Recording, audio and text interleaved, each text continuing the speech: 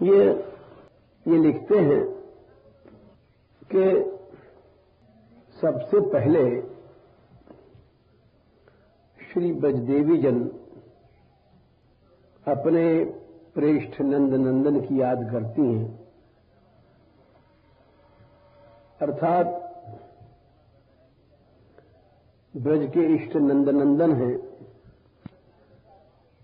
न कि वासुदेव।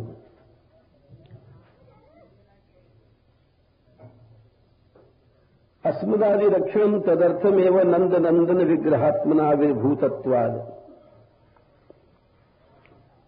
श्री कृष्ण का नंदनंदन विग्रह ही ब्रजवासियों की प्यास बुझा सकता है। ये परम प्रेम में स्वरूप है, जैसा कि गोप कुमार की बृहद भागवतामृतम में कथा आती है कि समस्त धामों में गया, वैकुंठ आदि में भी, और वहां भी संपूर्ण संतुष्टि नहीं हुई। जब ब्रज का प्रेम में स्वरूप देखा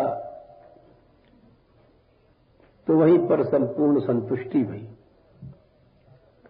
ये कथा विस्तार से गौड़ी ग्रंथों में लिखी हुई है और यही भाव रामानुज संप्रदाय में भी आता है। जो बृहद भागवतामृतम की कथा है वहां इस प्रकार उल्लेख है कि उस संप्रदाय में श्री जी लक्ष्मी जी से संप्रदाय चलता है, इसीलिए उसको श्री संप्रदाय कहते हैं। आद्याचार्य उसकी भगवती लक्ष्मी जी हैं, उनके विश्वक्सेन जी हैं, उनसे षटकोप जी हैं। इस तरह से परंपरा चलती है वहां। आश्चर्य की बात तो ये है कि श्री संप्रदाय में लक्ष्मी नारायण इष्ट होते हुए भी वहां मधुर रस की प्रधानता दिखाई गई। यदि गौड़ी लोग दिखाते हैं तो इनके तो कृष्ण इष्ट ही है, किंतु रामानुजियों ने जो दिखाई, रामानुज स्वामी से बहुत पहले ऐसा प्रसंग आता है कि ये विश्वक्सेन जी ही प्रकट भय षटकोप के रूप में। इनका नाम षटकोप इसलिए पड़ा कि जैसे इनका जन्म हुआ माया आई इनको दबाने, आक्रमण करने। इन्होंने कोप किया, माया भागी, तो इसलिए इनका नाम षटकोप पड़ा। इन्होंने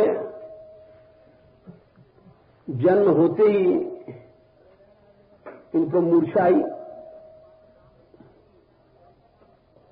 और मूर्छा में इनको एक विचित्र मृत्यु अवस्था समझ करके बाहर कर आए। दैव इच्छा से इमली की कोटर में 6 महीने समाधि लगी रही इनकी।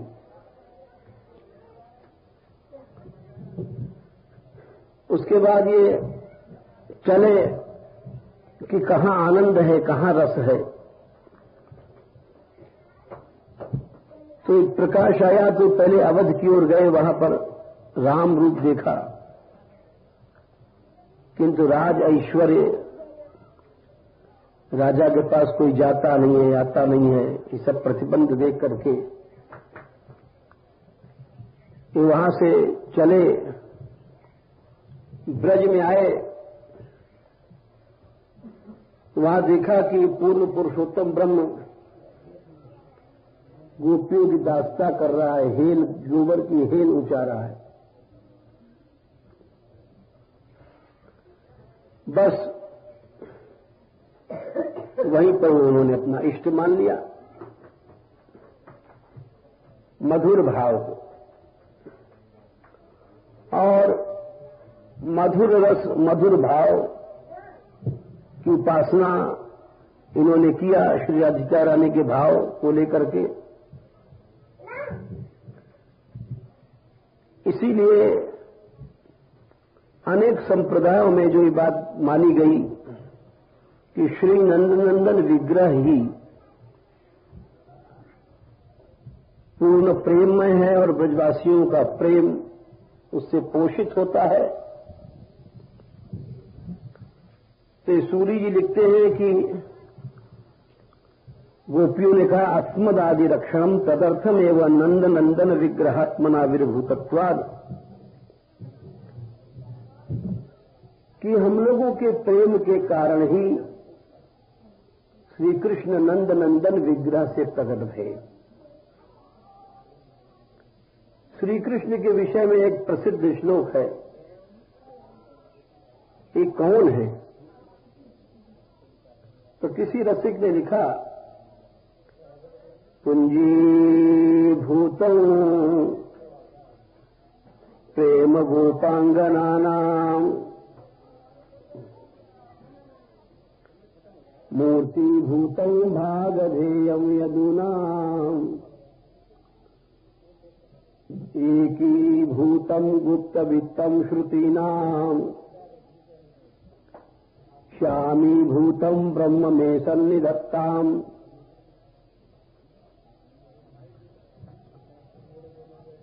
बोले कृष्ण कौन है? बोले वो जो ब्रह्म था वो श्याम रूप धर के आया। बोले श्याम रूप से क्यों धारण किया? भगवान का नीला विग्रह ही क्यों है? अरे गोरा भी हो सकता है, भगवान के अनेक वर्ण हैं, जैसे कि श्रीमद् भागवत में श्री कृष्ण अवतार के अवसर पर नंद जी के यहां गर्गाचार्य आए और बोलते हैं कि प्रागयम वसुदेवस्य क्वचित जातस्तवात्मजा वासुदेव इति श्रीमान अभिज्ञा संप्रचक्षते। इसका जन्म कभी वसुदेव के यहाँ हुआ था, उससे पहले कहते हैं आसन वर्णास्त्रयो यस्य गृणतो नुयुगम तनु शुक्लो रक्तस्तथा पीतस इदानीं श्यामतांगता। इसके कई वर्ण हैं अवतार के, शुक्ल वर्ण, रक्त वर्ण, पीत वर्ण, श्याम वर्ण। इस समय श्याम वर्ण है। तो अनेक वर्ण हैं, कृष्ण का नील वर्ण ही क्यों है? तो उन्होंने कहा कि नील वर्ण इसलिए है श्यामी भूतम ब्रह्म में सन्निधात्ताम। जब ब्रह्म निबिड़ प्रेम का घनीभूत जो श्रृंगार रस माधुर्य सर्वस्व है, उस श्रृंगार माधुर्य सर्वस्व की जो मूर्ति बनता है, श्रृंगार का वर्ण है नील, श्रृंगार रस का वर्ण है नील। तो श्री कृष्ण श्रृंगार रस मूर्ति है, इसीलिए श्याम है। यद्यपि राम भी श्याम है, रामचंद्र भी श्याम है, किंतु श्री कृष्ण की श्यामता में और राम की श्यामता में अंतर है। वहां पर श्यामता अनंतता का बोध कराता है, यहां की श्यामता श्रृंगार, निबिड़ श्रृंगार, घनीभूत श्रृंगार की परिचायिका है। नीले राम जी भी हैं, नीले कृष्ण भी हैं, परंतु दोनों की श्यामता में एक बहुत बड़ा अंतर है। इनकी श्यामता ये मूर्तिमान श्रृंगार रस है, उज्ज्वल श्रृंगार रस, इसलिए इनको उज्ज्वल नीलमणि भी कहा गया। कैसा श्रृंगार है जो अप्राकृत श्रृंगार है, प्राकृत नहीं है, अलौकिक श्रृंगार है। तो कृष्ण कौन है? श्यामी भूतम ब्रह्म में सन्निधत्ताम, वो ब्रह्म ही प्रेम का सर्वस्व श्रृंगार रस मूर्ति होकर के आया, उसे कृष्ण कहते हैं। बोले ब्रह्म क्या है? एकीभूतम गुप्त वित्तम श्रुति नाम, जो श्रुतियों का खजाना है, गुप्त छिपा हुआ। गुप्त वित्त क्यों कहा? जो देखो भाई, अध्यात्म को छिपा के रखा गया है। क्यों रखा गया? बोले अध्यात्म, उसका नाम ही अध्यात्म है, जो भीतर है। अधि माने भीतर। जो वस्तु जितनी भीतर होती है वो उतनी कीमती होती है, वो उतनी महत्व की होती है, उतनी छिपा के रखी जाती है। जैसे आप लोग हैं, कोई भी हैं, सोना चांदी हीरा मोती को लोग भीतर बंद करते हैं, संदूक में, ताला में, तिजोरी में, और कोयला वैला लकड़ी लंगड़ बाहर पड़ा रहता है, उसको कोई नहीं बंद करता। तो श्रुतियों का गुप्त वित्त क्या है?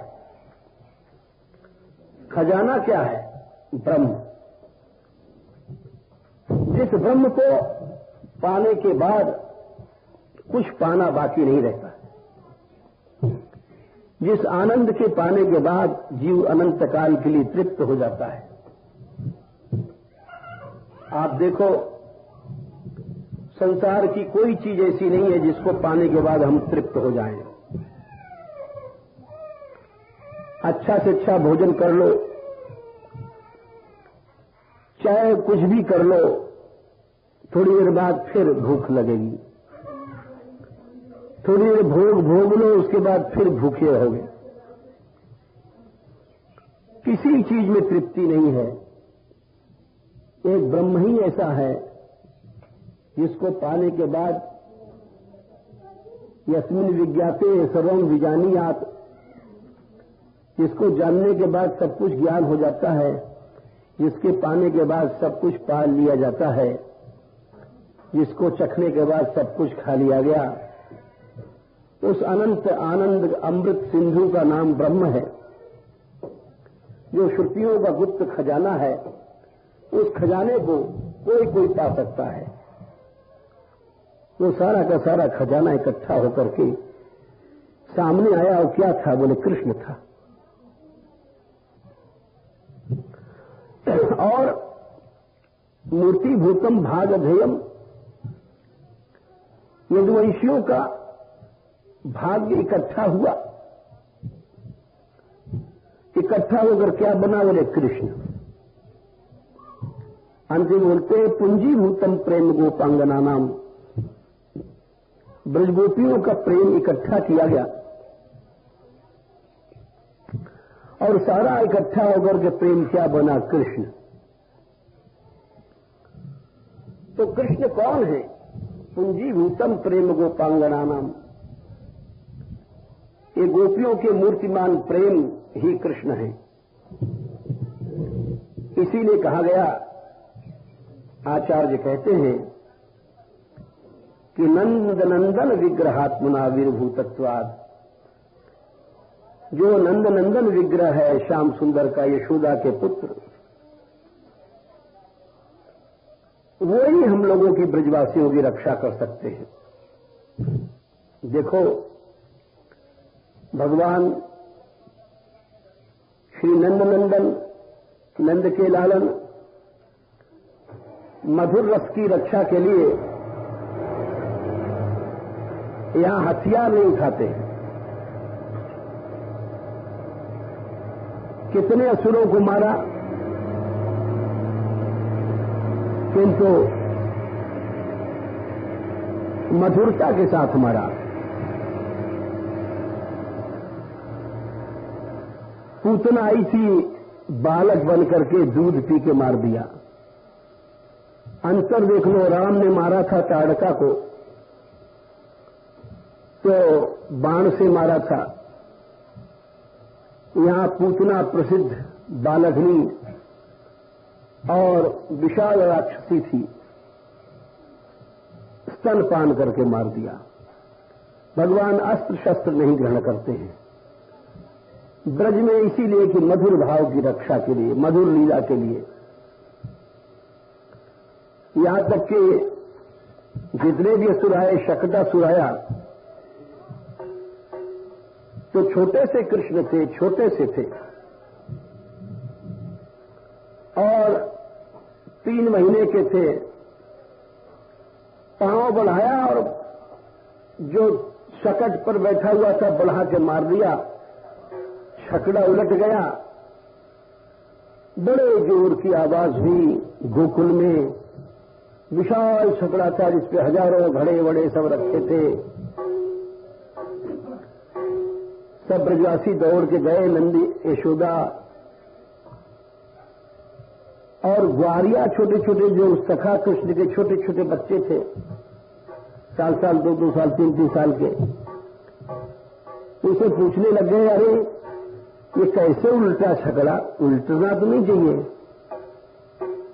तो बच्चों ने जो देखा था बोले, ये रो रहे हो? छोटा सा कृष्ण के लिए बोले, और रोते रोते ने पांव से उलट दियो बाबा। अब ये बात तो सही थी, लेकिन इस बात को सुनकर सब लोग नाराज हो गए बच्चा के ऊपर। देखो ये बच्चा लोग कैसे झूठ बोले, कैसे बदमाश हो गए। अरे 3 महीने का छोरा, इतने से पांव, और वहां तक इसके पांव कैसे चले जाएंगे? लेकिन बात तो सही थी, बच्चों ने देखा था। बार बार नंद जी, यशोदा जी डर पावे सब लोग कि अरे ठीक ठीक बताओ ये कैसे हुआ। तो ये कहे, रुदता ने न पादे न क्षिप्तम एतन न संशय। बच्चा लोग बार बार यही कह रहे हैं कि रुदता कृष्ण यही जो छोरा है, रोते रोते यानी पांव बढ़ाए करके और छकड़ा लट दियो। बात सही थी, परंतु ब्रजवासियों ने, वहां सुखदेव जी कहते हैं, किसी ने विश्वास नहीं किया। हाँ, तो कहते हैं, न ते श्रद्धधिरे गोपा बाल भाषितम इत्युत। जितने समझदार गोप थे, बड़े बूढ़े, नंद उपनंद आदि, सब बोले न श्रद्धे, श्रद्धा नहीं भाई, ये सब छोरा झूठे हैं। हाँ, बाल भाषितम, अरे बोले इनकी बात क्या सुनो, बच्चा की बात सुननी नहीं चाहिए, ये सब बावड़े हैं। और ठीक कह रहे, उन्होंने देखा था कृष्ण ने लात मारा। तो मधुर भाव की रक्षा के लिए प्रभु कैसी लीला करते हैं कि जिसको वहीं के पात्र नहीं समझ पाते, जब नंद यशोदा आदि नहीं समझ पाते। ऐसी मधुर लीला है। इसी तरह से सब असुरों को देख लो, तृणावर्त को देख लो, कागासुर को मत, 1 साल का बच्चा गले में लिपट गया और इतना बड़ा पहाड़ जैसा असुर मर गया। 1 साल का बच्चा पहाड़ जैसे असुर के गला घोंट दे, कैसे मान लेगा कोई? नहीं। और जो कहे तो आपको बाल भाष्यदम बावड़े बताऊं।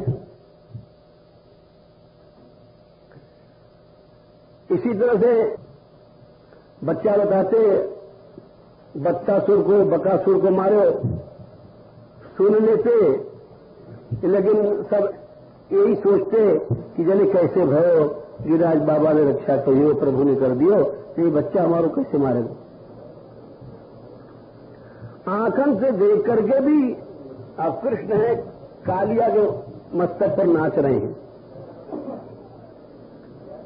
लेकिन नाचते नाचते कृष्ण को देख करके भी सब जल्दी कर रहे हैं कि अरे जल्दी लाला जल्दी भाग्या जल्दी भाग्या। काऊ को मतलब यह है कि इनकी शक्ति या उनके सामर्थ्य को पता ही नहीं पड़ रहा है माधुर्य रस के आगे। ऐसी विचित्र लीला है। अभी तो लिख रहे हैं कि ये बड़ा सुंदर लिखते हैं, अस्मदादि रक्षणम तदर्थमेव नंद नंदन विग्रहात्मना वरीभूतत्वाद। हम लोगों के भाव रक्षा, मधुर भाव की रक्षा के लिए भगवान नंद नंदन बने। इस मधुर भाव की रक्षा के लिए प्रभु मधुर भाव से ही राक्षसन को मारे। कौ को नाच के मार दियो, कौ को मार दियो। तो अरे अघासुर पहाड़ जैसे अजगर को मुंह, वाके मुंह में घुस गए। अब कौन मान लेगो कि एक छोटे से बालक ने इतना बड़ा अजगर मार दिया और शरीर बढ़ा दियो और मरे भय सब बालक निकल आए और जी गए और सब बाहर आ गए। अरे भाई बच गए। अरे भाई नंद की लाला, बस इतनी समझते कि भाई, और फिर खेलने लग गए। तो ये मधुर रस विग्रह ही नंद नंदन को विग्रह है। बहुत कठिन है समझना।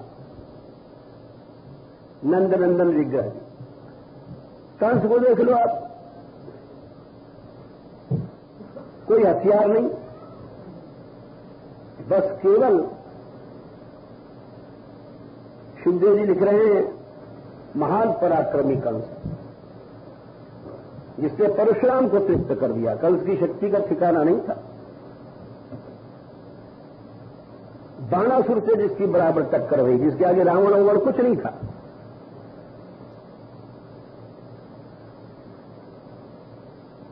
उस कंस को कितना पराक्रमी, जिसके आगे देवता लोग कंस का एक ही श्लोक में पराक्रम समझ लीजिए आप, क्योंकि भागवत थोड़े में सुनाई गई और सारा विस्तार करने का समय था नहीं। तो इनका पराक्रम इतना था कि बड़े बड़े देवता इनके आगे भाग जाते थे और अपनी शिखा, अपने कच्छ को खोल खोल करके, लिखा है कंस का पराक्रम अत्यतस्ते शरद ब्रातैर 10/4/34 में, कि जिस समय कंस से कह रहे हैं इनके सेवक लोग, आप देवताओं के सामने खड़े होते हो, हन्यमाना समन्तता, सब जितने 33 कोटि देवता हैं, जिजीविषुवा उत्सृज्य पलायन परायु, भाग जाते हैं जीवन की इच्छा से कि कंस के सामने हम खड़े नहीं हो सकते। कंस के सामने खड़े होने का तात्पर्य है। और कैसे भागते हैं देवता? केचित प्रांजलयो, कोई कोई तो हाथ जोड़ लेते हैं दूर से, लड़ना तो दूर रहा। केचित प्रांजलयो दीना, लड़ाई कौन लड़ेगा? कंस, सारे देवताओं की हालत है। दीन होकर के हाथ जोड़ करके, और कोई कोई तो न्यस्त शस्त्र दिवल गुस्सा हथियार रख करके दूर से ही सब जय जय कर रहे हैं। मुक्त कच्छ शिखा, कोई कोई भय के मारे बड़े बड़े देवता कच्छ अपनी लंगोटी फुंगोटी जो है बांधा जाता है, शिखा सब खोल करके खड़े हो जाते हैं, नंगे से हो जाए डर के मारे। न तुम विस्मित शस्त्रास्तान विरथान भय संवृतान। और यहां तक कहा गया कि ब्रह्मा क्या है आपके सामने, रहो जुषा अकेले में रहता है, हरिणा विष्णु क्या चीज है आपके सामने? शंभुना व बनो गुस्सा, बनचर शंभु भी कुछ नहीं है। तो ऐसे पराक्रमी कंस को, जिसका बहुत थोड़ा सा हमने सुनाया, और भगवान ने, नंद नंदन भगवान ने कितनी मधुरता से मारा, देर नहीं लगा, बस गए और जब पहलवान सब मर गए कुश्ती में, तो कंस बर्राने लग गया ऊपर चढ़ करके कि वसुदेव के लड़कों को पकड़ लो और देवकी वसुदेव को सिर काट डालो। अब तो जाना पड़ा ठाकुर जी को, क्योंकि मां बाप के कत्ल का आज्ञा दे रहा है। उछल के गए। अब जब चले गए तो वहां वो खड्ग ले करके और तलवार घुमाने लग गए। तो प्रगृह्य केशेषु, ठाकुर जी ने झुक करके बाल पकड़ लिए। इतना पराक्रम। चलत किरीटम, मस्तक घुमा रहे हो दांव पेज से। कुछ दांव पेज नहीं लड़े। पहलवानों के साथ तो कुश्ती, कम से कम कुश्ती भी लड़ी थी। देखो, जिस कंस के सब हारे भय थे, अघासुर, बकासुर, पूतना, पहलवान वाले, इसके सामने देवता कोई कुछ नहीं था। कैसे सरलता से एक क्षण में मार दिया। प्रगृह्य केशेषु, बाल पकड़ करके चलत किरीटम, ऊपर से गिरा दिया रंगमंच से नीचे। निपात्य रंगों पर तुंग मंचात, बड़े ऊंचे मंच पर बैठा था। और जब गिरा तो उसी के ऊपर हाथी गिर गए, बस फर गए, मर गए कंस जी महाराज, मामा जी खत्म हो गए। तस्योपरिष्टा स्वयं अब्जनाभा, उसके ऊपर से स्वयं श्री कृष्ण पपात विश्वाश्रयात्म तंत्र, विश्व के आधार श्री कृष्ण गिर पड़े, हो गए कंस जी खत्म। लड़ाई भई, न झगड़ा भया, न गाली, न गलोज, न जूता, न थप्पड़, न लात, न भूसा, न हथियार। तो ये केवल भगवान ने मधुर भाव की रक्षा कितनी किया यहां ब्रज में। तो नंद नंदन ही नंद नंदन विग्रहात्मना विर्भूतत्वाद, श्री कृष्ण का नंद नंदन विग्रह ही ब्रजवासी के प्रेम को प्यास बुझावे। तो पहले यशोदा नंदन की याद करें और फिर कहें कि देखो, ब्रह्मा जी के प्रार्थना से ही आप यहां पर नीचे आए हो और यादवों के वंश में उत्पन्न भय हो। तो प्रश्न यह है कि जब तुम लोग जानती हो कि हम ब्रह्मा के प्रार्थना से आए हैं, तब हमें गाली क्यों देते हो? ने किम बधा, तो हमारी हत्या कर रहे हो आंखों से। हमको नेत्र से मार करके हमारी हत्या कर रहे हो। अच्छा, हम चले जाएंगे, छिपते छिपते यहां से चले जाएंगे, ब्रज छोड़ देंगे। तो गोपी लोग मना रही है श्री कृष्ण को। देखो, मान प्रेम की एक लीला है। आप समझो मान क्यों लीला है। मनुष्य रूठे वो कौ से वाई से जाको विश्वास हो वही मनावे वो। जैसे बच्चा मां से रूठे, कोई छोटा बालक है अपनी मैया से रूठ जाए वो, ना हम रोटी लेंगे या लड्डू लेंगे या दूध लेंगे। क्यों? उसे मालूम है कि माता हमें मनाएगी।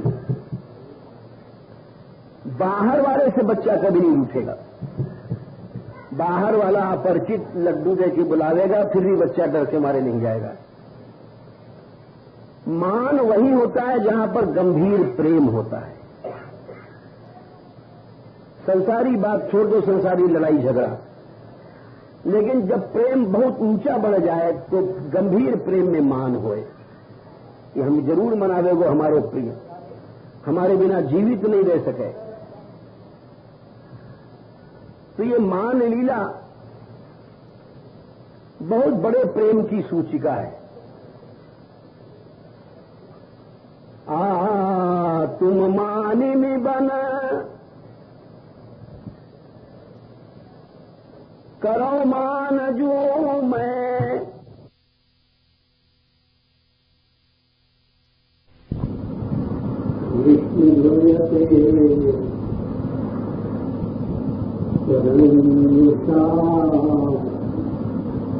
विष्णु भया भय कर करो कांत कामरो देना कर रहूं।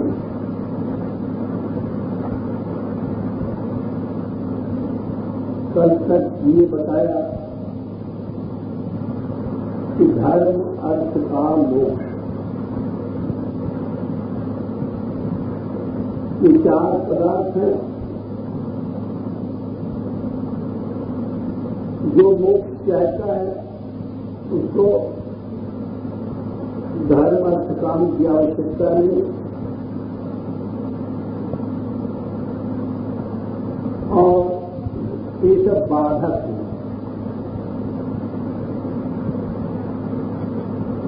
परंतु इनकी चर्चा इसलिए की गई कि भगवान के भक्त के पास पहुंच करके विचारों के लिए प्रेम बन जाती है। ऐसा आया वो भगवान और भगवान के भक्तों की सेवा में जन्म, अपना कुछ भोग साधन में नहीं लगा, इस तरह से वो भी प्रेम बन गया। भक्तों की कामनाएं ये भी जगत कल्याण की है, प्राणी मात्र में भगवान देखना वो भी प्रेम बन गया, कामना भी प्रेम बन गई, धर्म भी प्रेम बन गया। भक्त लोग यज्ञ दान सब करते हैं तो भगवान ने कहा है कि करना चाहिए। बहुत से लोग नहीं समझते हैं और इसको बाधा समझ लेते हैं। ये तो पानी बाधा समझ लेते हैं, ये नहीं समझते कि ये बाधक तब है जब सकाम भाव से किया जाता है, वैसे बाधक थोड़ी है। सच बात तो ये है भक्तों का धर्म भी प्रेम बन जाता है। जैसे कि भक्त लोग बहुत से कार्य यज्ञ दान आदि करते हैं, अनेक जीवों का लाभ हो इस दृष्टि से करते हैं। महापुरुषों के जो कार्य होते हैं उनको साधारण व्यक्तियों के कार्यों से नापना नहीं चाहिए। ये एक बहुत बड़ा ज्ञान है और प्रायः इस अज्ञान में सब लोग फंसे रहते हैं।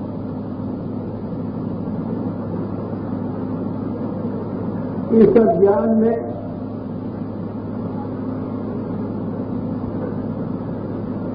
बड़े बड़े लोग फंस जाते हैं। क्रिया के पीछे उद्देश्य क्या है ये नहीं समझ पाते।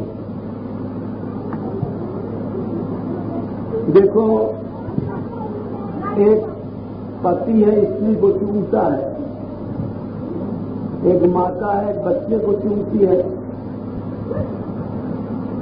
तो क्रिया तो एक ही है, परंतु भावनाओं में कितना फर्क है। वही यज्ञ एक महापुरुष कर रहे हैं जनता के कल्याण के लिए, और वही हमारे जैसे साधारण लोग करते हैं। वे लोग यहां से नहीं, भाई यहां से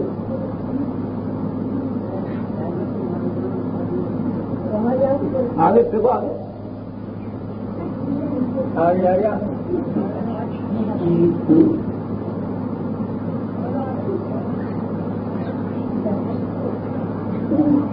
दोनों में बड़ा फर्क होता है।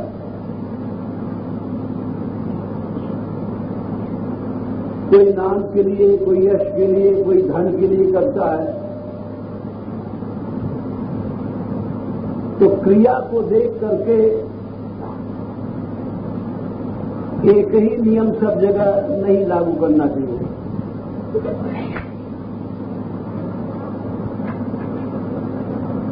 क्रिया के पीछे भाव क्या है ये समझना चाहिए।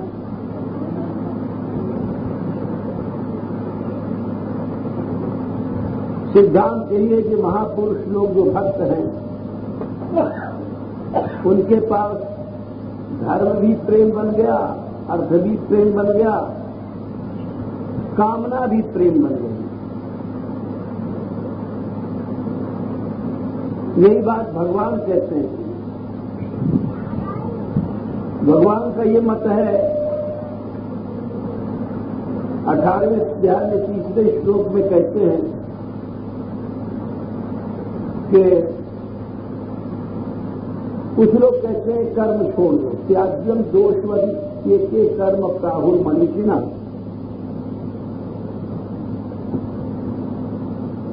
और यज्ञ दान तपा करो, न्यास त्याज्यम इच्छा करो। दो मत हैं। भगवान कहते हैं, कुछ तो कहते हैं यज्ञ दान तप छोड़, केवल मुक्ति का साधन करो। और दूसरा मत यह है कि यज्ञ दान तप करो। तो श्रेष्ठ क्या है? ये 18वें अध्याय के 3रे श्लोक में एक बड़ी जटिल समस्या है, और इसमें बड़े बड़े लोग शंका करते हैं। हम ये नहीं कहते कि हम बहुत ऊंचे आदमी हैं, लेकिन ये पहले बार प्रतिमा उठी, कीर्तन चला, यहाँ मान कर लिए, तो बहुत लोगों ने इसको प्रपंच बताया। और ठीक है, प्रपंच तो है, पैसा लगता है, व्यवस्था में दिक्कत होती है, लेकिन जब मनुष्य शास्त्र नहीं समझता तो बहक जाता है। यही बात भगवान ने 18वें अध्याय के 3रे श्लोक में कई दो पक्ष हैं। एक तो बिल्कुल छोड़ दो, यज्ञ जितने भी हैं, यज्ञ 12 प्रकार के, दान तप सब छोड़ दो, एक मत छोड़। दोनों सही है, क्योंकि यज्ञ दान तप कर्म ये करो, और त्याज्यम दोषोदिति के कर्म प्राहुल मनीषी। मनीषी माने बुद्धिमान लोग जो इसका खंडन करते हैं वो भी बुद्धिमान है, अर्थात मोक्षार्थी को सब नहीं करना चाहिए। मनीषी माने यह है कि वो भी सही है, तो छोड़ते हैं, मोक्ष के लिए छोड़ा गया। तो भगवान बोले कि हमारा मत ये है, निश्चयम शुरू में तत्र। बहुत बढ़िया सुझाव भगवान ने निर्णय लिया और इस निर्णय को मान करके चलने में बड़ी शांति मिली। मैं अपना अनुभव बताता हूं, बड़ा लाभ हुआ, बहुतों को लाभ हुआ, बड़ी शांति हुई। उससे पता पड़ गया कि ये जो भगवान ने निर्णय दिया कितना सही था। भगवान बोले कि निश्चयम शुरू में तत्व, मेरा निश्चय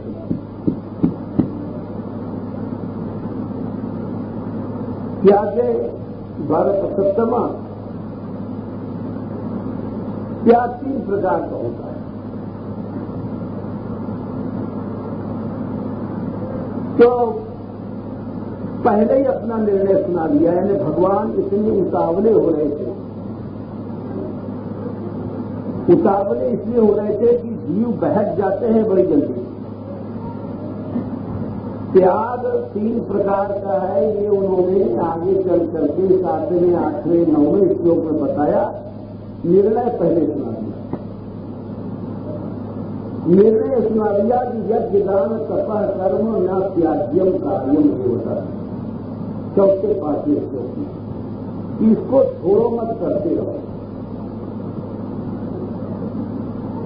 क्योंकि ये तुम मनीषी सिद्ध भी हो गए हो तब भी तुमको नुकसान नहीं करेगा। पावनानि मनीषिणाम, चाहे कितनी ऊंची स्थिति हो गई है तुम्हें नुकसान नहीं करेगा।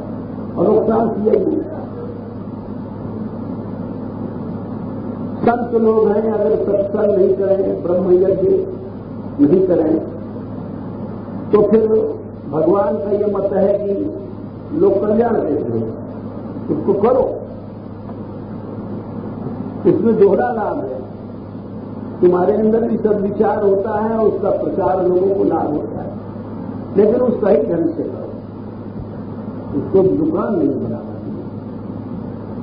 भगवान कहते हैं कि उसके करने का ढंग नहीं है कि कार्यम इत्येव यत् कर्म नियतम क्रियते अर्जुन संगम त्यक्त्वा फलम चैव स त्यागः सात्विकः मतः। इधर खड़ा कर लो, साइकिल चला रहे बच्चा, किसी को पूछते हैं और इधर आगे ले आओ। तो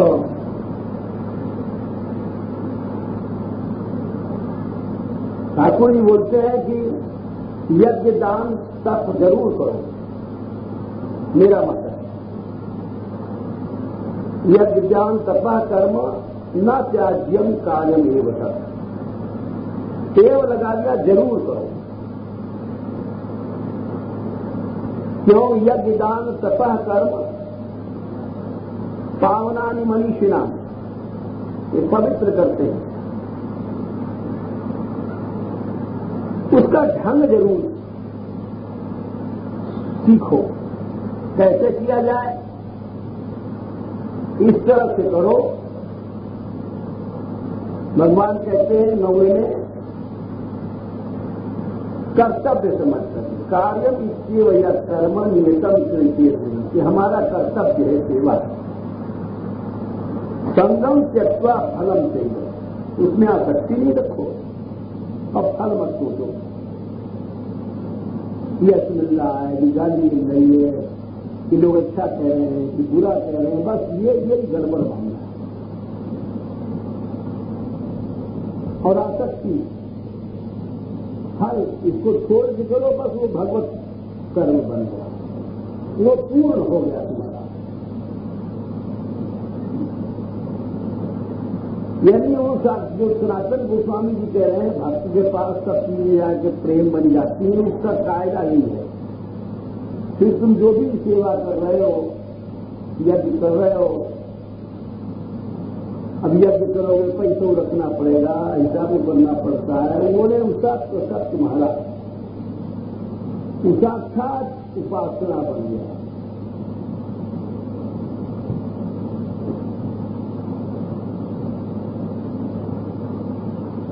भगवान ने इस बात को कई जगह कहा है कि कोई भी कर्म है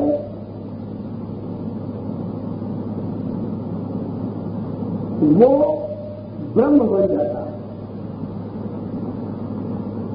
वो भगवान बन जाता है साक्षात। तुम बुहारी लगा रहे हो, भीषण उठा रहे हो भक्तों की, साक्षात कर्म कृष्ण बन गया। तो 17वें अध्याय में कहते हैं यज्ञ में जैसे विस्तृत यज्ञ हुआ, या कोई भी कार्य है उसमें बिस्तर बिछाना या पैसा देना, एक छोटी मोटी शाम सब कृष्ण बन जाता है। भगवान कहते हैं कि देखो भाई, 17वें अध्याय में इस बात को खोलते हैं कि ब्रह्म के 3 नाम हैं, ओम तत् सत। ये 17वें अध्याय में 23वें श्लोक में कहते हैं भगवान की ओम तत् सत 3 नाम है ब्रह्म। फिर आगे कहते हैं कि सद्भाव और साधु भाव ये भी ब्रह्म है, और प्रशस्त कर्म, अगर प्रशस्त कर्म है वही, वो भी सद ब्रह्म है। और आगे कहते हैं उसी को 27वें श्लोक में कि तुम चट्टी भी उठाते हो अगर जाके किसी आश्रम में भक्तों की सेवा, तो वो भी ब्रह्म है। भगवान ने उठाई माधेगा जी, तुम जा करके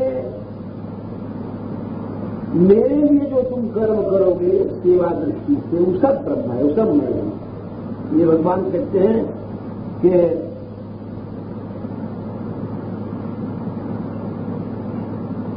यज्ञे तपसि दाने च स्थिति सब इति सोच्यते कर्म चैव तदर्थीयम सदित्येवा विधीयते। तदर्थ कर्म जितना है वो ब्रह्म होगा, और मदर्थ कर्म जितना हुआ सब मिट्टी होगा। भले तुमने अपना तिलक विलक भी लगाया अपने शरीर को सजाने के लिए, जस रहने के लिए, तो मदर्थ कर्म हो गया। और तदर्थ कर्म जो प्रभु के लिए कर रहे हैं, किसी आश्रम में शौच साफ कर रहे हैं, वो ब्रह्म हो गया। ये बड़ी सूक्ष्म बात है। इसीलिए किसी के बाहरी काम को देख करके और जो आदमी निर्णय कर लेते हैं वे बड़े मूर्ख। बहुत मैं अपना एक अनुभव बताता हूं कि एक बार हमने आप लोगों के साथ परिक्रमा लगाई थी हरिनाम दादी में, तो परिक्रमा जब समा उसमें आप भी थे, तो आखिरी भेंट मार गई थी स्वामी जी के पास हरिनाम दादी महाराज के पास। तो अकेले बैठ के टेंट में गिर गए थे कि नाम नहीं बताएंगे, नामी साधु थे। तो दंडवत करने गए, तो वहां से लौटे आए तो बोले कि हमारी साथ श्रद्धा कर गई, स्वामी जी खुद पैसा दे रहे थे। मैं वहां बैठा था, क्यों उस समय वो बड़े विरक्ति में थे।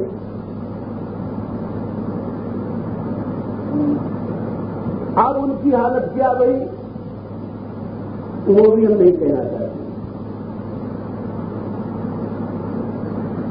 वो सब स्थिति गुम हो गई।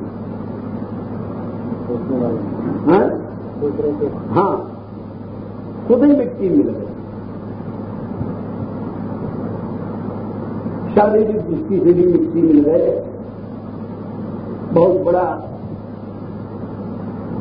तो ये बाहरी क्रिया को देख करके जो व्यक्ति थोड़ी सी देर में श्रद्धा करता है, अश्रद्धा करता है, यानी उसमें विवेक नहीं है, चाहे भले के लाल पकड़।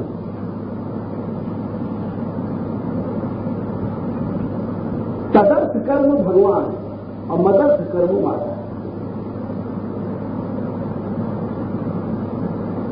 हम उसके लिए जो कर्म कर रहे हैं वो बाहर दिखाई पड़ रहा है गंदा, फिर भी वो भगवान है। कितनी सूक्ष्म बात है। भगवान स्पष्ट कहते हैं कर्म चैव तदर्थीयम सद सेवा विधीयते। 17वें अध्याय में लगभग 27वें श्लोक होते हैं। 27वां है। तदर्थ कर्म, उसके लिए जो कर्म हो रहा है, चाहे कैसा भी छोटा से छोटा है, तुच्छ है, बस वही होगा। अब देखिए, आप महाभारत में कथा की कि ये गंगा मेरे घर है, देश में नहीं होता है, नहीं है। जागरी ऋषि की कथा थी। जागरी ऋषि बहुत बड़े ऋषि, और इस कथा को स्कूलों की पाठशाला में भी छोटे इनाम में नाम कलाकार करके पाठ दिया गया। लेकिन मूल कथा जो थी वो इस प्रकार है। बड़े भारी ऋषि थे,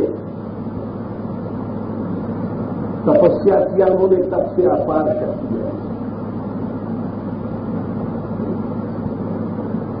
शक्ति इतनी आई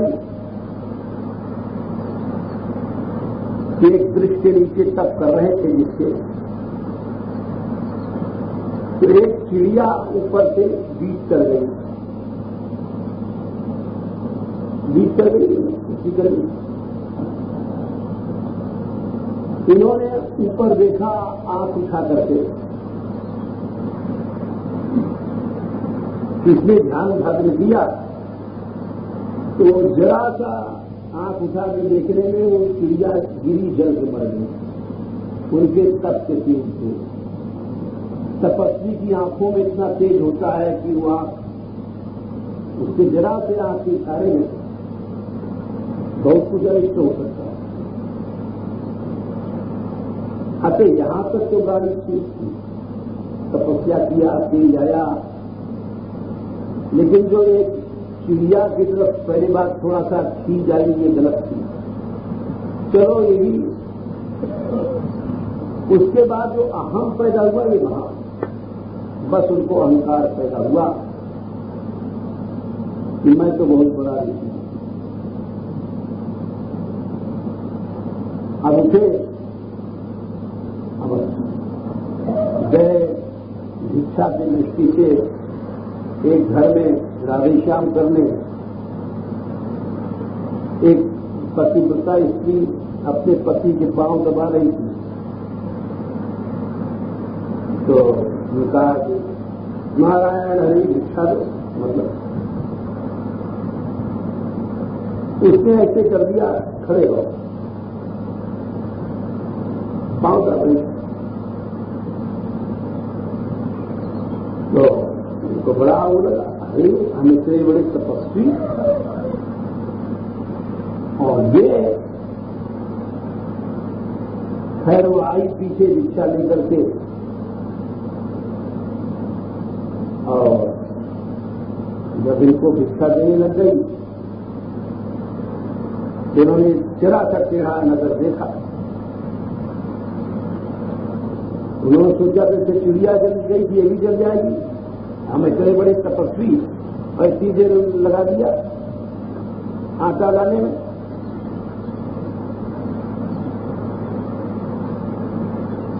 तो वो बोली, ना हम बोला था महाराज में कि चिड़िया मैं नहीं हूं। अब इनके होश गुम हो।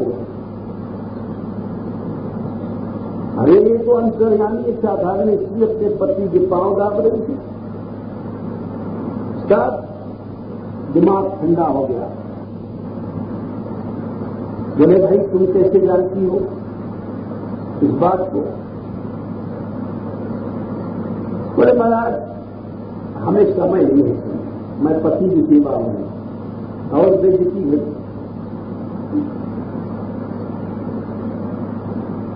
तो आश्चर्य हुआ कि हमने इतने साल से तप कर रहे हैं और हमारे से ज्यादा सिद्ध ये बन गई है, पांव दाब रही है और कह रही टाइम नहीं है, तो बोले हमको तो उत्तर दो भाई, हमको तो शांति नहीं है। एक तप करने वाला, उससे साधारण गृहस्थी स्त्री आगे चली जाए। हमें तो कुछ अब धर्मशास्त्र में आस्था घटती जा रही।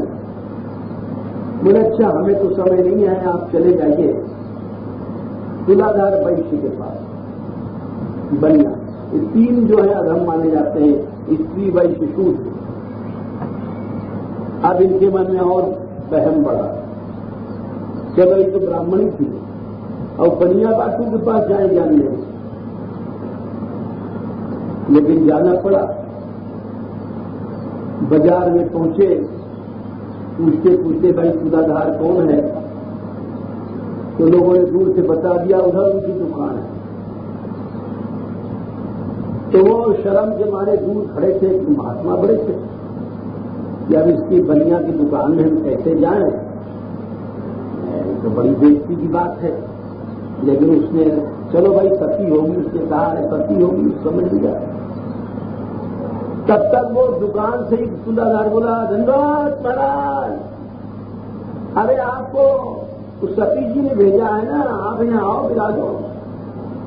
बोले ये आओ तो दादाजी, बनिया तराजू तोड़ रहा है, बताओ इसे कोई साधन नहीं किया और हम देखो समाधि लगाते हैं, हजारों वर्ष तक तपस्या करते हैं और एक तराजू फिर गए। बोले महाराज क्या पूछ रहे हैं आपको? बोले भाई हमें पूछ रहे हैं कि हमने इतना तपस्या किया और वो स्त्री गृहस्थी अंतर्यामी बन गई और तू बहुत से ज्यादा बन गयो, भाई क्या चक्कर है? बोले महाराज या समय दुकानदारी को टाइम है, हमें टाइम नहीं है।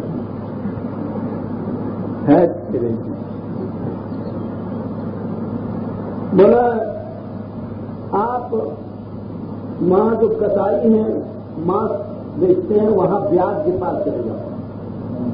अरे अब तो सर्वनाश कर गया, डॉक्टरें बढ़ेगी थी। अब उन्होंने, लेकिन उनको तो धर्म की जड़ पता लगानी थी। वहां गए, दूर उदास मन से खड़े हो गए, अरे कैसा धर्म है, हम इतने दिन विरक्त और साधु महात्मा ऋषि तपस्या करके और आज क्या स्थिति हमारी हो गई है। ऐसा इन छोटे छोटे अन्या बनिया बाकी सब हमसे आगे चले गए। बोले यार इस मांस के बिकने के एरिया कच्ची खाना या घुसने नहीं चाहिए, मत घुसो। जब शाम को दुकान उकान खत्म होगी, घर से निकलेगा तो मिलेंगे, पूछने लग गए धर्म ब्याज कौन है, तो लोगों ने बताया वो है, वो तराजू में मांस तोड़ रहा है। तब तक धर्म ब्याज वहां छूट जाए। महाराज चंद्रवतना आपको तुलाधार जी महाराज ने भेजा है ना, बोले याओ से आगे निकला, बैठाला महाराज बैठो। अब कैसे बैठे, बैठने की कोई जगह नहीं, लेकिन बैठना पड़ा।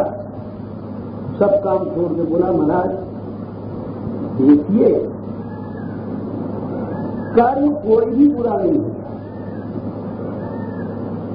हम लोग कर्म को बुरा समझ लेते हैं, ये मूर्खता है। भगवान भी कहते हैं सहजम कर्म कौनते या सदोषम अपनी नक्के दे,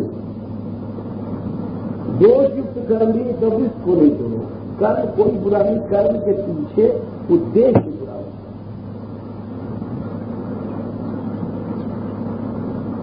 कर्म तुम अपने लिए कर रहे हो तो बुरा है, चाहे बड़े बड़े भारी विरक्त महाराज हो, और तदर्थ कर्म कर रहे हो भगवान के लिए। जो भगवान कहते हैं कर्म से वो तदर्थी और सभी सेवा देवी से परहित लाभ करें जो देवी श्री राम ने कहा जताई। अरे तुम्हारे विषय में कोई सोचे तुम नीच हो, जताई हो, अधम योगी हो, महामूर्ख है। तुमने तो परहित के लिए शरीर छोड़ा, परहित के लिए जो तुम करोगे वो सब ब्रह्म है।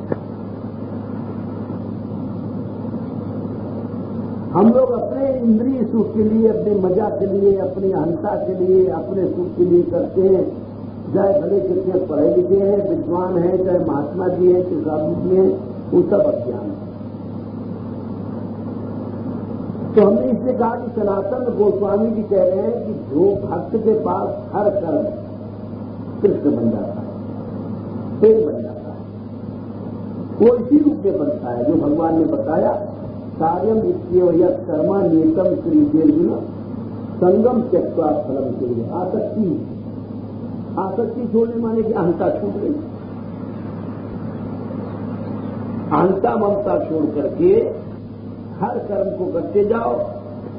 तराजू तोलना, पैसा गिनना, मांस बेचना, गृहस्थ करना, बच्चा पैदा करना, सब भगवान है। यदि इसीलिए आगे कहते हैं, ये बात एक समझने की थी, इसलिए इसको हमने अच्छी तरह पढ़ा दिया। आगे गोपियां कहती हैं वृष्णिधुरी। वृष्णिधुरी भगवान का नाम श्री कृष्ण को बुलाती हैं। तो वृष्णिधुरी क्यों कहा? बोले वृष्णिधुरी में भी कुछ रहस्य है। यदुवंश में, यदुवंश बड़ा प्रभावशाली वंश था और यदुवंशी राजाओं का प्रारंभ से ही बहुत बड़ा उत्कर्ष था, मनु के पहले से ही।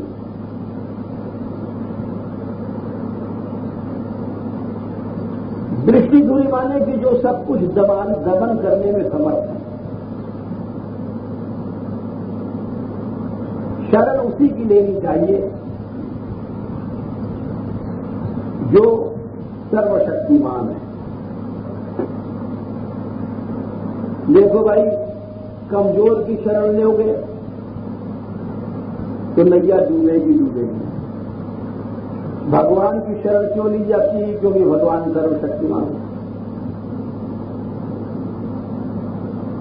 शरण उसी की लेनी चाहिए जिसमें कम से कम इतनी बातें हो, सर्व कारण हो, सबका मूल कारण है, उससे पुराना कुछ न हो, सर्वशेषी हो, सबके बाद भी वही रहता हो। क्योंकि आज तुमने मान लो किसी, जैसे उदाहरण ले लो, किसी राजा से प्रेम किया और उसकी गवर्नमेंट बदल गई, अब उसके सब आर्डर उसने कैंसिल कर दिए, तो ऐसे के शरण क्या लिया? सरकार बदल गई, सब तबादला हो गया। तो इसलिए शरण उसकी लेना चाहिए जो सबसे पहले था और हमेशा रहेगा, जिसका आर्डर कभी बदलता नहीं। आज मान लो एक दूसरी सरकार आ गई तो तीसरी सरकार के सब आर्डर कैंसिल कर दिए। इसीलिए शरण उसकी लेनी चाहिए जो सबका आदि है, सबका शेषी है और सर्वशक्तिमान है और सुलभ। सुलभ माने आसानी से मिल सकता है। अभी तुम राष्ट्रपति से मिलने जाओ तो मुश्किल है, जब तुम दरखास्त दो, विचार हो, क्या हो, जब कहीं जा सकते। तो शरण उसकी लेनी चाहिए तो सुलभ हो। ऐसा कौन है? ऐसा भगवान है। बोले क्यों? बोले सुलभ है। सुलभ क्यों है? कि यहां रहता है हृदय के भीतर, सबसे पार। रात में बुलाओ, दिन में बुलाओ, सवेरे बुलाओ, शाम को बुलाओ, सुलभ। तो भगवान दृष्टि धुरी माने दमनशील है, लेकिन दमनशील होना ही ठीक नहीं है। दमनशील कोई व्यक्ति है, मान लो किसी लड़की का ब्याह हुआ कमांडर साहब से, और बड़े रुआबी हैं, और रात को सोने गए और खरी भई पिस्तौल लेकर के। अब वहां पर बेचारी पिस्तौलें देख करके उसका होश गुम हो रहा है, प्रेम क्या करेगी? हाथ में बैठे रहा है, लीजिए बस, जानती नहीं अब कमांडर साहब, देखती नहीं पिस्तौल। अब वहां प्रेम क्या हो, तो घर घर कांपने लग जाएगी, और छोटी मोटी होगी तो शौक उठ जाए। तो पहले पहले जो है पिस्तौल भाई भाई लेकर के दिखा रहा है। तो दमन पक्ष के साथ साथ कुछ और भी चाहिए। सर्वशक्तिमान है तो सनातन जी कह रहे हैं कि भाई दमन समर्थ इति स्वपक्षे कृपा कारणम दर्शितम। दोनों बात है, इसलिए हमने समझाने के लिए उदाहरण दिया। दमन की शक्ति होते होते कृपालु भी होना चाहिए। नहीं कि हर समय चढ़ा रहे, नहीं करती, हम पति देव हैं। तो ऐसा हुआ, एक बार हम भिक्षा मांगने गए, ये बहुत पुरानी बात है। तो एक घर में भिक्षा मांगने गए, सच्ची घटना है। तो वो जो ब्राह्मण महाराज है, आप महाराज यहां बैठ गए, हमसे बड़े प्रेम रखते, बैठे भाई, यह समझा रखते, यह असल नहीं है, कमाल, इसको कितनी देर से समझा रहे हैं, बैठा दिया हमको मूला पर। ये क्या बात है भाई? अरे यूं कह रही है ना, परिक्रमा देने जाऊंगी। गिरिराज बाबा, गिरिराज बाबा। अरे जब मैं बैठते हूं तो क्या जरूरत गिरिराज बाबा की परिक्रमा? अब बात बताए बाबा, मैं गलत कहूं कि सही कहूं? और सही बात धर्म की बोलियो, कहीं तो रोटी के चक्कर में आगे गलत मत बोलियो, ये और बोलियो वाला। क्योंकि बाबा जी को भाई काम तो रोटी वाली से ही चले, और वो तो भुक्का बजा रहे हो, रोटी थोड़ी दिया है। अब हम मन में हंसे, बताओ, हम साच बात कहेंगे तो यूं कहेंगे ये रोटी के दबाव में आ जाओ, हवा दिन अमावस और ही खीर बने। तो खीर लाई बेचारी, तो बाबा सही बताइयो, ये खीर भी हिम्मत सीमा उम्मत से क्यों? बताए पति परमेश्वर है कि नहीं है? तो हमने का एक बात है भाई,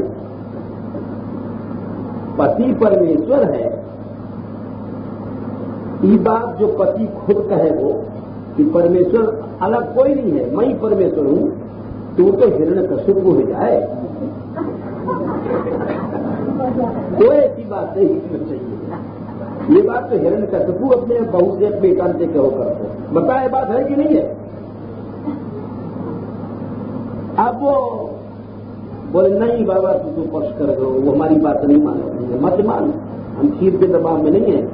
लेकिन बात है कि खुद ही अपने आप ईश्वर बन रहा है और भगवत भक्ति को रोक रहा है, ये तो बात गलत है। तो अब इसीलिए कहा गया कि अगर दमन सामर्थ्य के साथ साथ कृपा में स्वभाव भी होना चाहिए। तो वृष्णि धुर्य माने कह रहे हैं सनातन गोस्वामी जी, कृपा करणम दर्शितम। कृपा को स्वभाव क्या है? कोई कहे भाई यदुवंश में थे, द्वारका में मां को इतनी कृपा और मधुरता प्रेम को स्वभाव नहीं। बड़ा सच्चा उदाहरण है भागवत से। इससे भगवान की सामर्थ्य कुछ अंदाज लग सके।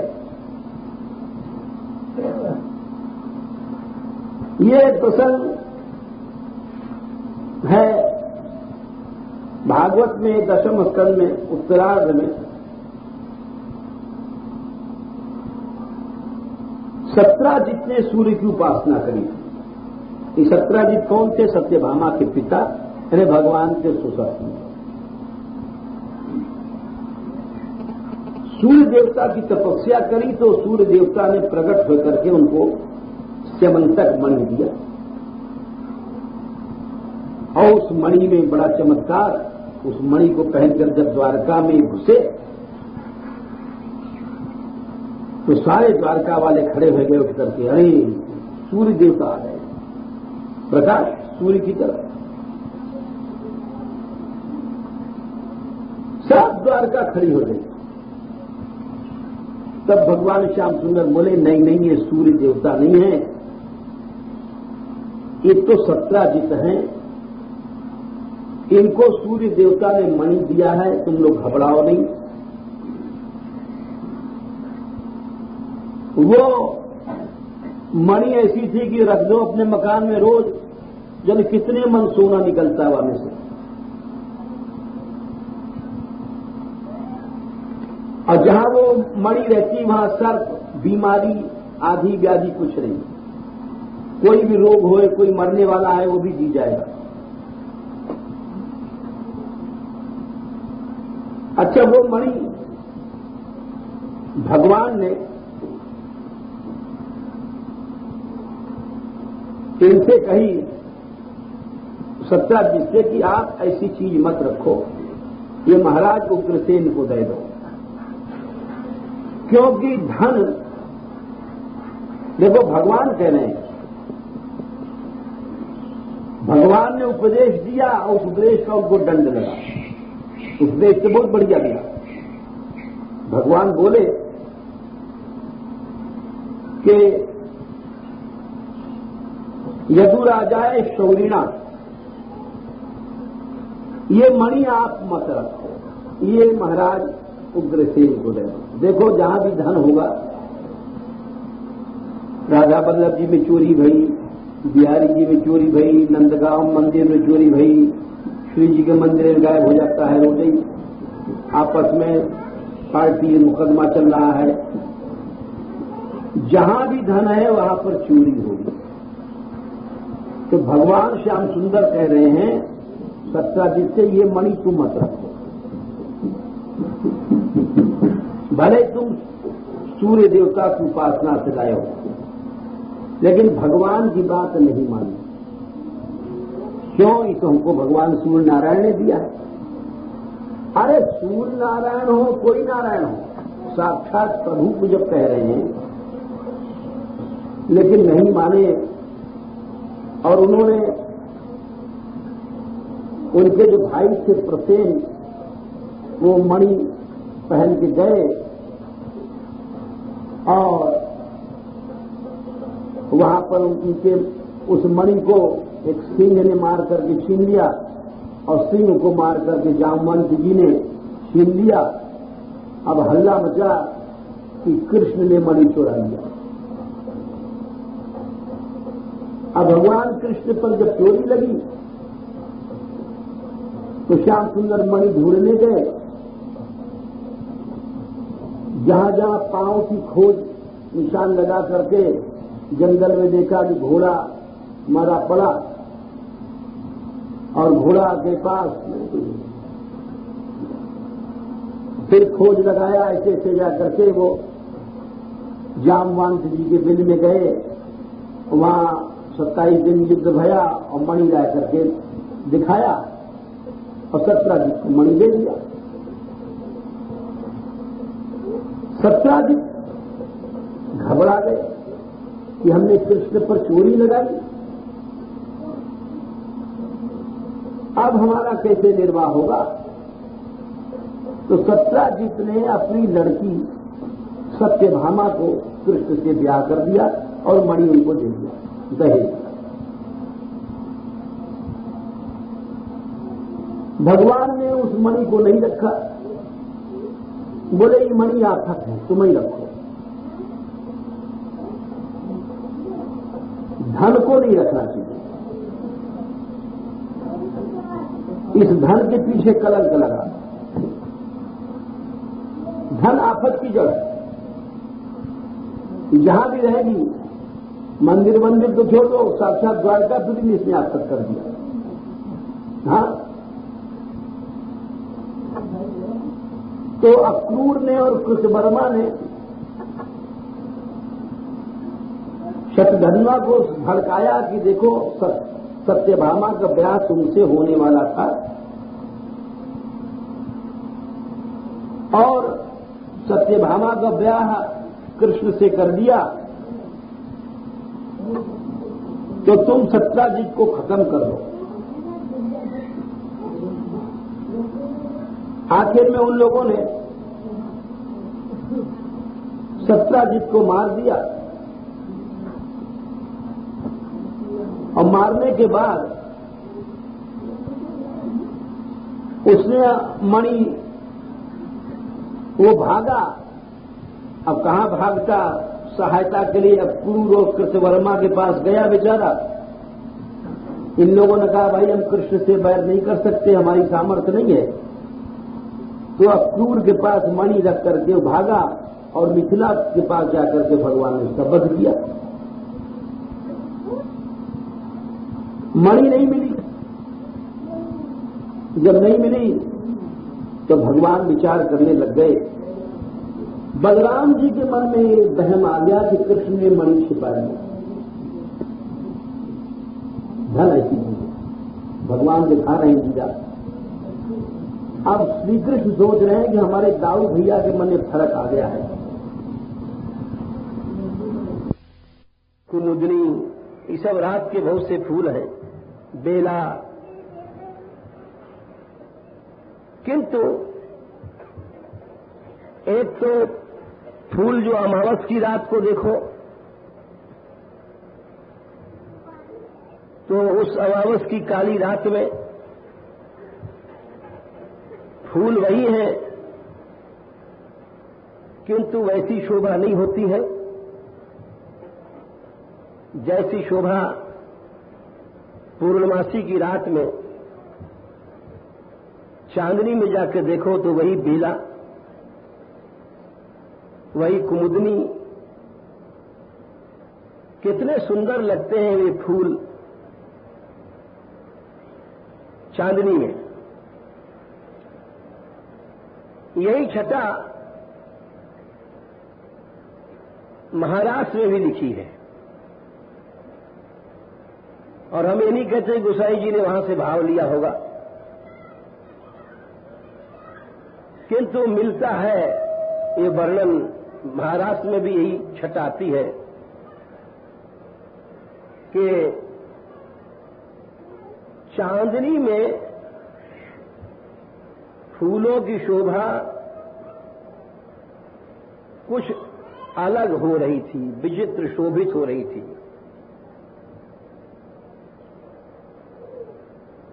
दृष्टम वनम कुसुमितम राकेश कर रंजितम।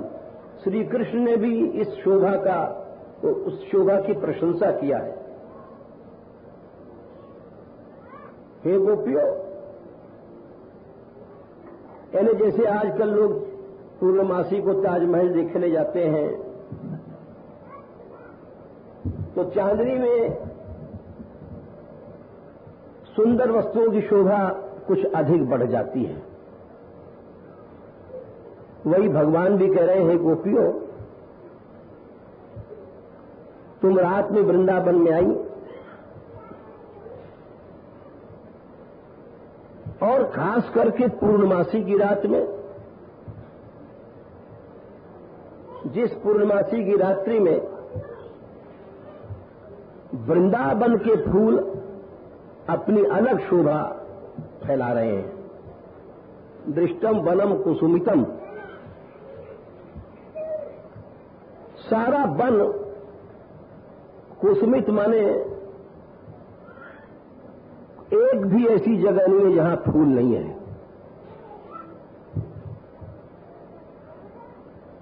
कुसुमानी संजातानी यस्य तारकादिभ्यो तच प्रत्यय होकर के कुसुमित शब्द बना। संपूर्ण रूप से जहां फूल है ऐसा श्री वृंदावन है। और उस वृंदावन के फूलों की शोभा विशेष शोभा तब होती है जब राकेश कर रंजितम। राकेश कहते हैं चंद्रमा को। राका माने रात का जो पति है निशा नायक बिना चंद्रमा के जो काली रात है विधवा है। जैसे विधवा स्त्री की शोभा नहीं होती है, वैसे राकापति चंद्रमा है। राकापत षोडश गही तारागण समुदाय। राकापति चंद्रमा गोसाई जी ने भी बहुत शब्द प्रयोग किया है। सकल गिरिन दवला वहीं रवि बिन रात न जाए। तो राकेश माने राकापति। भगवान बोले, हे गोपियों, ये वृंदावन की फूलों की शोभा इस चांदनी में ही अच्छी लगती है, और वो तुमने देख लिया, आज आई हो। दृष्टम वनम कुसुमितम राकेश कर रंजितम। चंद्रमा के कर माने हाथ। चंद्रमा का हाथ क्या है? उसकी किरणें। चंद्रमा ने अपने हाथों से हर फूल को सजाया। ये चंद्रमा की चांदनी से हर फूल रंग गया। जैसे किसी मकान पर सफेदी कर दिया जाए, पुताई कलई, मकान वही रहता है किंतु उसकी चमक अलग हो जाती है, अलग शोभा हो जाती है। वही कितना भी मकान है, लेकिन जिस समय दिवाली पर उसके पोत देते हैं लोग, कच्चा से कच्चा मकान चमकने लग जाता है। भगवान बोले कि इस समय वृंदावन में राकेश कर रंजितम, चंद्रमा की चांदनी से सब लिप पुत गया है। हर फूल अब कली नहीं रहा, कुसमित हो गया है। और जब सब फूल बन गए और चांदनी से पुत गए तो वो शोभा तुमने देख लिया। वही भावना लिखते हैं गोसाई जी की, ये जो जनक तनय आई, करत प्रकाश फिरत फुलवाई। राजा जनक की फुलवारी बड़ी नामी थी। उस फुलवारी का बहुत बड़ा वर्णन भी आया है, लेकिन उस फुलवारी की शोभा सीता के मुख की चांदनी थी। यदि राम कह रहे हैं कि सीता के मुख की चांदनी न होती तो ये सब फूल अमावस की रात के थे।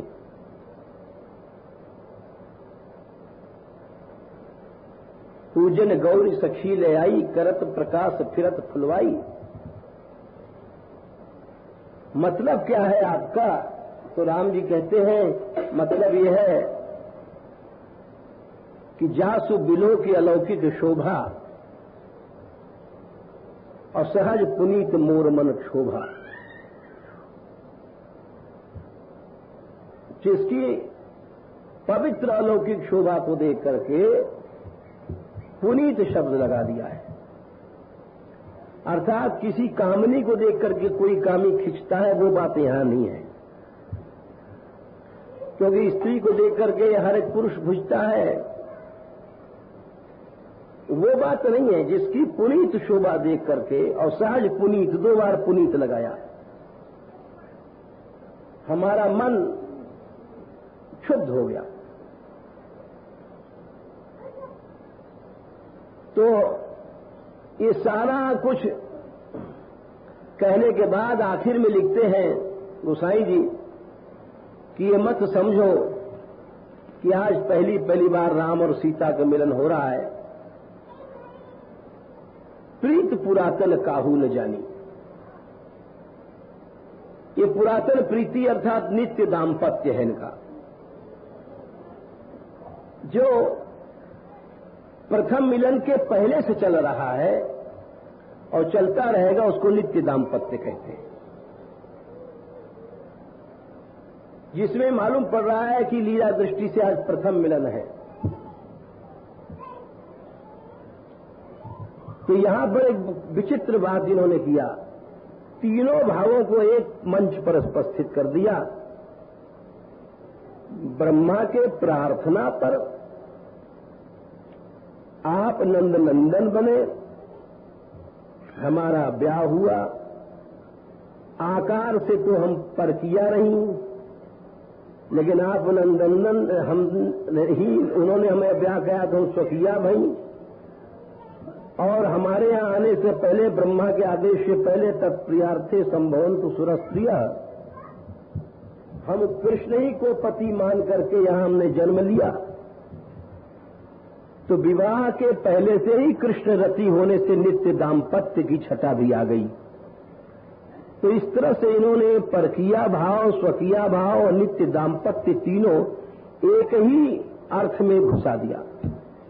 ऐसा विचित्र अर्थ किया इन्होंने, जो कि हमको अभी तक कभी भी किसी स्थान पर आज तक मिला नहीं। ऐसा प्रकरण चतुराई का, चाहे वो हिंदी साहित्य हो, चाहे ब्रजवाणी हो, चाहे संस्कृत साहित्य हो, जहां इस कुशलता से तीनों चीज स्वकिया, परकिया और नित्य दाम्पत्य को एक मंच पर खड़ा किया गया हो, ऐसा विचित्र अर्थ इन्होंने किया।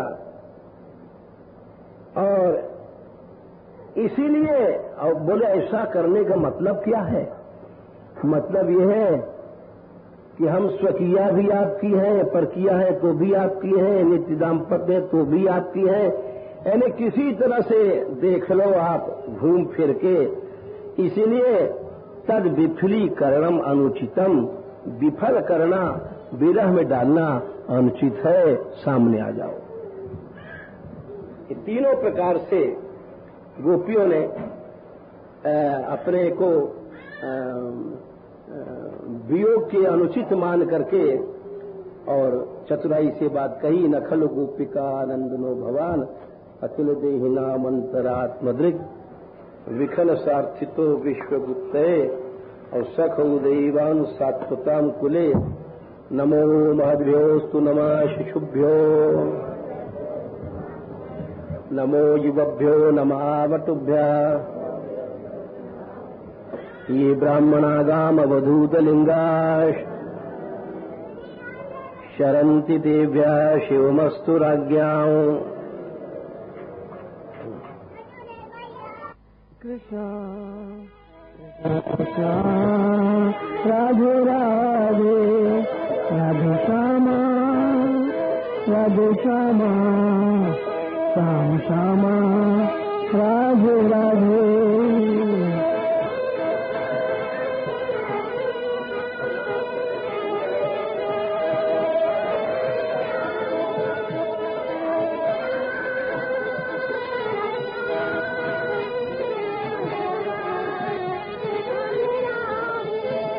राधे कृष्ण राधे कृष्ण कृष्ण कृष्ण राधे राधे राधे श्यामा राधे श्यामा श्याम श्यामा राधे राधे।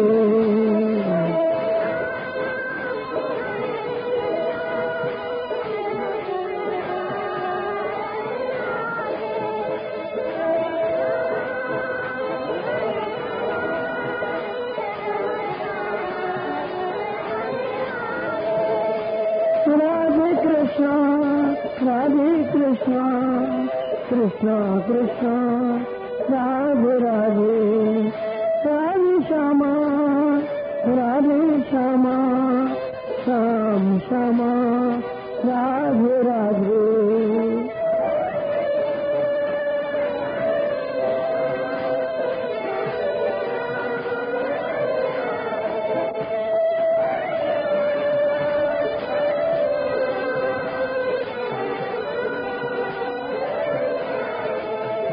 राधे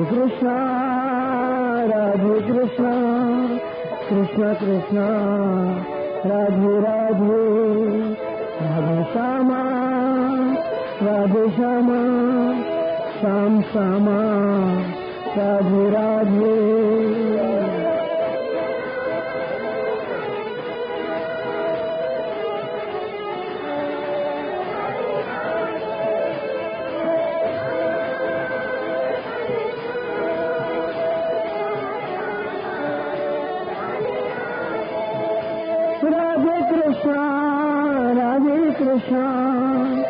कृष्णा कृष्णा राधे राधे